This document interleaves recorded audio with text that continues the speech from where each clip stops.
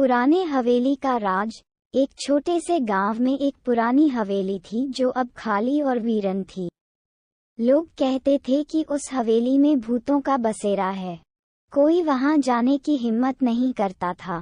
एक दिन राजेश और उसके दोस्तों ने मिलकर फैसला किया कि वे हवेली के अंदर जाएंगे और वहां क्या है ये जानेंगे।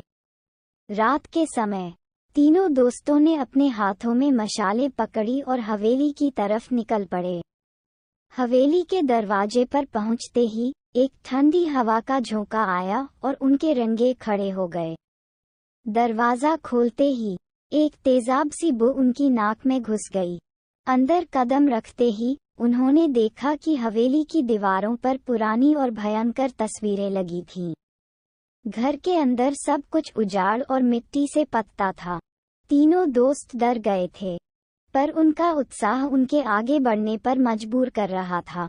चलते चलते वे एक बड़े से हॉल में पहुंच गए जहां एक पुराना झूले वाला कुर्सी धीरे धीरे हिल रहा था।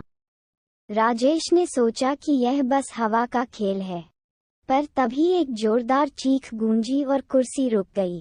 तीनों दोस्त एक दूसरे को देखने लगे।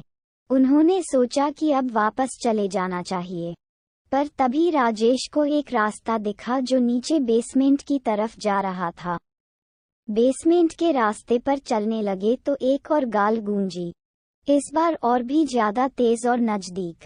नीचे पहुंचते ही उन्होंने देखा कि एक पुराना संदूक पड़ा है। जब उन्होंने उस संदूक को खोला तो अंदर एक पुरानी डायरी मिली।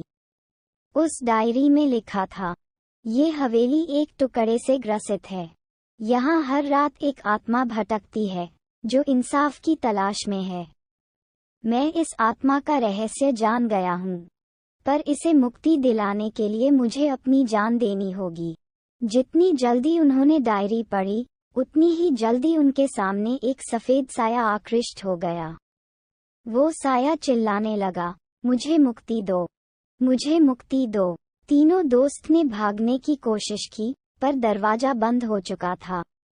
साया धीरे धीरे उनकी तरफ बढ़ रहा था। आखिर राजेश ने हिम्मत करके कहा, हम तुम्हें मुक्ति दिलाएंगे, तुम हमें बताओ कि हम क्या कर सकते हैं। उस आत्मा ने उन्हें बताया कि उसका नाम राघव था और उसे इस हवेली के मालिक ने गलत इल्जाम लगाकर मार दिया था। उसकी आत्मा तब से भटक रही थी। राजेश और उसके दोस्तों ने फैसला किया कि वे हवेली के मालिक को इंसाफ के कटघरे में लाएंगे। अगले दिन उन्होंने पुलिस को सब कुछ बताया और पुरानी डायरी के सबूत के रूप में दी। जब पुलिस ने जांच की तो सच्चे सामने आए और हवेली के मालिक को गिरफ्तार कर लिया गया।